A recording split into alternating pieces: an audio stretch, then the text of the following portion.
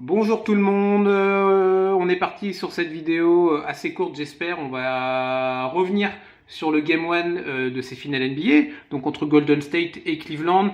Il y aura une analyse un peu plus détaillée, un peu plus précise et fournie sur le site internet nbatalkarena.wordpress.com.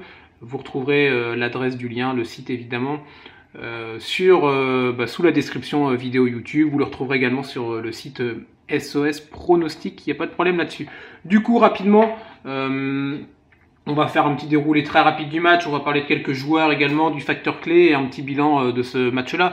Alors c'est vrai que ce match-là, on l'attendait, cette première manche de la finale, on l'attendait, on n'a pas été déçus, surtout dans le premier carton qui a été d'une très très grosse intensité, beaucoup de rythme, alors beaucoup de maladresse également, mais un rythme vraiment, ça partait dans tous les sens, on sentait que les joueurs avaient faim et avaient envie de lâcher les chevaux, et c'est vrai que c'était vraiment très très agréable à regarder. On a vu des grosses séquences défensives également dans ce premier quart-temps, illustrées par un Klay Thompson étincelant sur les 3-4 premières actions symboliquement. Il a défendu comme un mort de faim, même sur un Kevin Love qui au niveau de la match-up c'est quand même pas idéal pour Klay Thompson, et ben il a réussi à gêner le grand joueur des Cavs.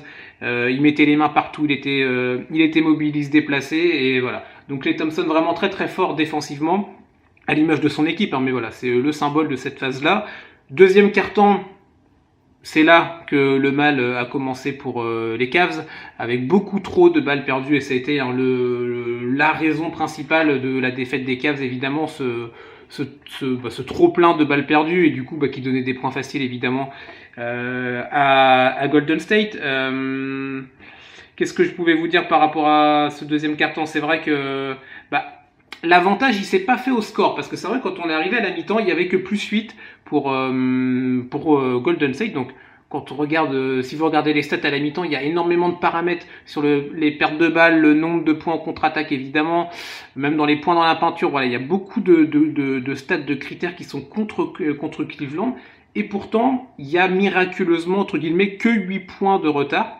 Alors on a pu se dire à la mi-temps, bon allez, Cleveland ils vont se remettre, ils vont repartir sur un meilleur pied, sur de meilleures bases, et du coup le match va pouvoir peut-être repartir sur un meilleur élan. Bah non, non, non, pas du tout. Troisième carton, première action du troisième carton, retour des vestiaires, Cleveland à la balle, perte de balle très rapide sur l'action offensive, contre-attaque des Warriors, et Kevin Durant étincelant, qui punit, qui sanctionne immédiatement à 3 points. Je crois que c'était son premier 3 points du match. Et voilà, donc première action de la mi-temps. T'as fait un deuxième quart-temps catastrophique, tu reviens après un quart d'heure de pause et tu repars sur les mêmes bases. Donc du coup c'était terminé. On sentait que la dynamique était du côté Warriors. Cleveland, il commençait un peu à lâcher. On voyait physiquement dans l'attitude, dans le body language, comme on dit, c'était vraiment pas ça du tout. Et voilà, Golden State s'est vite envolé. Je crois qu'il y a eu 20, 22, voire 24 points d'avance à un moment. Ils sont peut-être même un petit peu trop enflammés, parce que du coup il y a eu peut-être une perte de concentration. C'est vrai qu'aussi à l'Oracle Arena, c'était en fusion complète, donc les Warriors ont peut-être un peu baissé leur concentration. Cleveland est revenu sur le troisième quart, fin du troisième quart-temps. Là, ils sont revenus à 10, 12, 8 points, je crois même peut-être. Mais bon, ensuite, Kevin Durant a fait le boulot là, grand soir pour Kevin Durant. Il a mis les paniers assassins qu'il fallait. Il a décidé d'arrêter la partie. Et après, dans le quatrième quart-temps, quasiment garbage time, hein, Tyronn Lue qui a décidé d'abandonner au bout de 6 minutes. Mais on sentait déjà depuis le troisième quart-temps, depuis une bonne partie du troisième quart-temps, que c'était terminé pour les Cavs et que les Warriors allaient remporter cette première manche haut la main. Voilà pour le petit contexte vraiment rapide. Au niveau des joueurs, alors à Golden State, on va commencer par eux.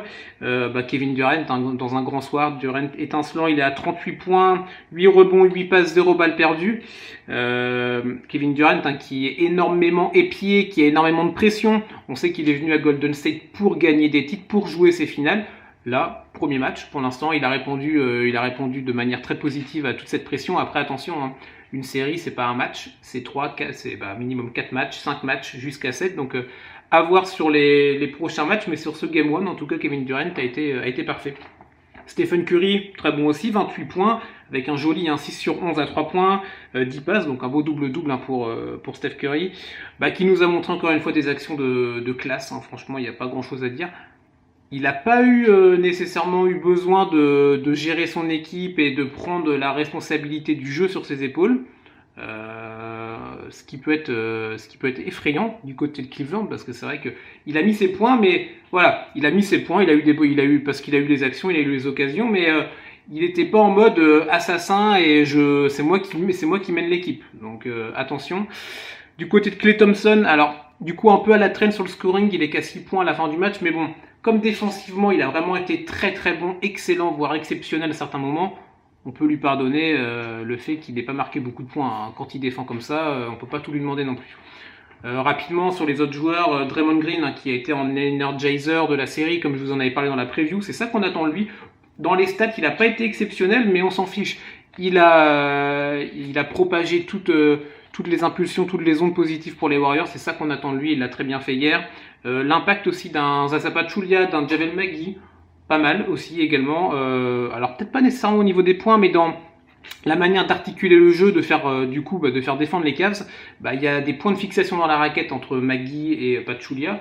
Et du coup, ça compte et ça permet à Durant de pouvoir rentrer en pénétration. Ça permet à Stephen Curry de pouvoir tirer à 3 points, etc., etc. Et après un banc qui a plutôt bien joué, correctement pour ce match 1. Du côté de Cleveland, c'est pas du tout la même chose, hein, comme vous pouvez l'imaginer. LeBron James, il a mené son équipe. Alors dans les bons moments.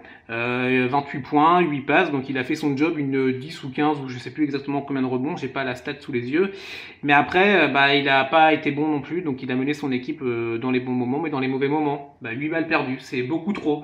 Dans un match de finale NBA, 8 ballons perdus, à lui seul, il a le double de ballons perdus que l'intégralité de l'équipe des Warriors. Donc voilà, rien que ce chiffre-là est assez parlant. Après, de l'autre côté, Kyrie Irving, Kevin Love, ils ont fait leur match, ils ont été propres, ils ont été sérieux. Kyrie Irving finit à 24 points avec un 3 sur 4 au large, donc 75% à 3 points, franchement, il n'y a rien à dire. Kevin Love aussi qui fait 15 points, 21 rebonds, c'est énorme. Mais le problème, en fait, c'est pas le Big Three, c'est les autres joueurs à côté, les seconds couteaux. Quand on voit un J.R. Smith qui finit à 3 points, il a tenté 4 tirs dans le match. Il fait partie du 5 de départ, le mec il fait 4 tirs, ça peut pas passer. Tristan Thompson, catastrophique, 0 points, 4 rebonds. Quand on veut être le poste 5 et quand on est le poste 5 de l'équipe, on peut pas se permettre de prendre 4 rebonds dans un match. C'est juste pas acceptable. Et après le banc, il a été inexistant. Je regardais ça ce matin. Deron Williams, Kyle Korver, Richard Jefferson. Vous prenez les 3 joueurs, ils sont à 9 points au total. Sachant que sur ces 3 joueurs, il y en a 2 qui sont à 0. Donc voilà, c'est pas normal. Voilà, un banc qui est pas du tout à la hauteur, les LeBron James qui perd trop de ballons, les autres joueurs du 5 qui certains font leur match et d'autres qui passent complètement au travers. C'est normal que Cleveland du coup ait pris cette petite dérouillée pour ce match 1 du coup. Donc le facteur clé très rapidement, vous l'avez compris, c'est les pertes de balles. 20 balles perdues pour Cleveland, 4 pour Golden State.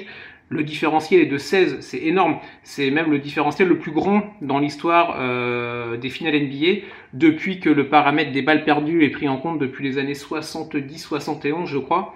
Voilà, donc c'est vraiment une stat historique. Voilà, donc c'est pas possible. Cleveland était catastrophique sur ce secteur-là pendant que Golden State a été quasi impérial. 4 balles perdues, c'est très très peu. Ça se rapproche du record. Je crois que c'est Détroit qui l'a avec 3 balles perdues lors d'un match de finale. Donc voilà, très bonne performance des Warriors sur ce critère-là et à côté Cleveland qui est passé complètement au travers. Du coup, le bilan du match, victoire donc de Golden State évidemment, 113-90, donc une victoire complètement méritée pour les joueurs de Golden State. Cleveland, les Cavaliers qui n'ont pas été au niveau attendu pour ce match 1. Va falloir faire des réajustements très vite pour le staff, pour Tyronn Lue et compagnie, et être plus appliqué et impliqué, parce que sinon ça peut vite tourner en Bérésina. Après, il faut se souvenir l'année dernière également, match 1 des finales. Cleveland, on avait pris une bonne à Golden State. On se rappelle, je crois même qu'ils étaient partis, ils étaient à 2-0 en arrivant à la Q, et on connaît la suite. Cleveland a remporté la série, donc c'est qu'un match, ça veut rien dire. Mais c'est vrai que sur la dynamique, pour le moment, Golden State nous a montré beaucoup plus de choses, alors que Cleveland a été plutôt décevant. Donc attention pour Cleveland, surtout, sachant surtout que Golden State a encore une marge de manœuvre. En tout cas, c'est l'impression qu'ils ont pu donner hier. Donc bonne chance aux Cavaliers pour le match 2. Je crois qu'il aura lieu dans la nuit de dimanche à lundi, ça tombe bien, jour férié pour la plupart, donc vous pourrez peut-être rester le regarder à 2h du matin. Faites attention, 1 heure de décalage pour les matchs du dimanche. D'ici là, on aura le temps d'en parler sur le forum. Vous pouvez également aller voir sur le site, hein, je vous rappelle, nba talkarena.wordpress.com. N'hésitez pas à aller voir les articles, poster des messages, des commentaires. Vous pouvez aller sur le compte Twitter aussi qui est sur le site, hein. Abonnez-vous, vous pouvez venir discuter avec moi, il n'y a aucun problème. Et bon, on se retrouve très rapidement pour la suite, pour le match 2. Et je vous souhaite une bonne journée, bonne soirée. Salut!